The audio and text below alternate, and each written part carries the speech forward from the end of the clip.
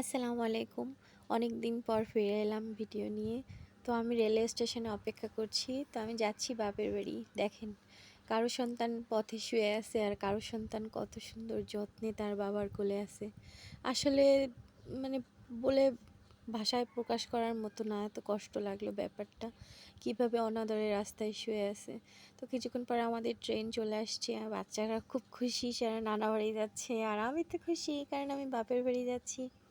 তো আমার ছেলেকে একটু চিপস দিছি, সে খাচ্ছে।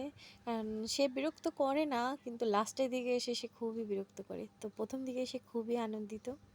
তো আমরা যাচ্ছি, যেতে যেতে ভোরবেলা পৌঁছেছি 4:30টার দিকে। দেখেন অনেক মানে 4:45 বাজে এই মুহূর্তে চলে আসছি নদীর ঘাটে। দূরে ওই যে ব্রিজ দেখা যাচ্ছে, ওটা দিয়ে যদি পার হই তাহলে যে রূপসা ঘাটে আসছি, রূপসা নদীর ঘাটে, তাহলে আমার সময় লাগবে 1.5 ঘন্টা। আর যদি আমি এখান থেকে ট্রলারে পার হয়ে যাই লাগবে 5 মিনিট। মানে ওই দিক থেকে ঘুরে যেতে হয়, এই জন্যে অনেক সময় লাগে। এই 5 মিনিটে নদী পার হয়ে 15 মিনিটে আমি বাড়ি চলে যাব। তো মোট এই জন্য সময় বাঁচানোর জন্য শর্টকাটে আমি এখানে নদীতে আসছি নৌকায় উঠে।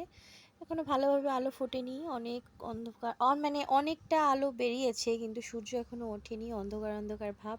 এই অবস্থায় আমরা নৌকা পার হচ্ছি। ওই যে দূরে দেখেন ব্রিজ, ওই দূরে ব্রিজ, রূপসা ব্রিজ। তো ব্রিজ দিয়ে পার হওয়া হয়, বাট এখান থেকে শর্টকাটে তাড়াহুড়ো করে বেরিয়ে যাওয়া যায়, এই জন্য এখান থেকে আসা। এই যে নদী, আমরা লঞ্চ ঘাটে বেরিয়ে গেছি। মানে এটা এ পার থেকে ও পার পার হতে 5 মিনিট সময় লাগে।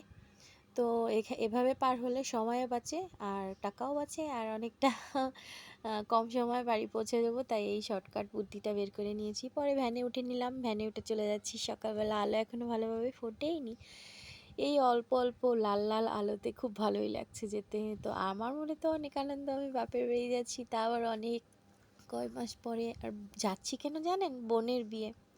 হঠাৎ করে বোনের একটা ঘরোয়া ফাংশন হবে, এই জন্য চলে যাচ্ছি।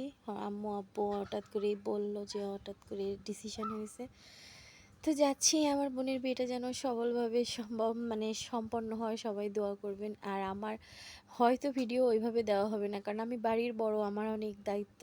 তো ভিডিও করব না সব কিছু ম্যানেজ করব, এটা অনেক বড় ম্যাটার করে। তারপরেও যেটুকু পাবো ভিডিও করে আপনাদের দেখাবো, আর যেটুকু সম্ভব আমার ভিডিওর সঙ্গেই থাকবেন। দেখেন গ্রামীণ কত সুন্দর পরিবেশ, এখনও ভালোভাবে আলো ফোটেইনি।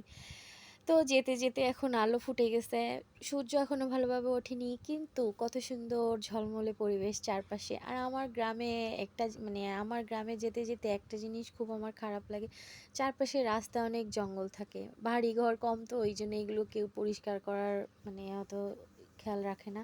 তো এই সাইডে বিল থাকলেও কিছু কিছু জায়গায় এত জঙ্গল, বিলও আছে খালও আছে, কিন্তু কিছু কিছু জায়গায় এত জঙ্গল, এই দেখেন এইদিকে কত ভয়ঙ্কর। আমার শ্বশুরবাড়ি এলাকাটা আবার অনেক মানুষজন, আমার বাপের বাড়ি এলাকাতে অত ঘর বাড়িও না, অত মানুষও না।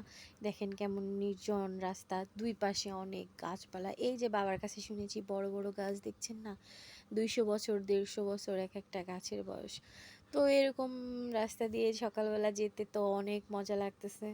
দেখেন আর একটা বড় বড় গাছ, এভাবে রাস্তা ভর্তি অনেক বড় বড় গাছ আছে, শত বছর পুরানো। তো চলে যাচ্ছি বাবার বাড়ি।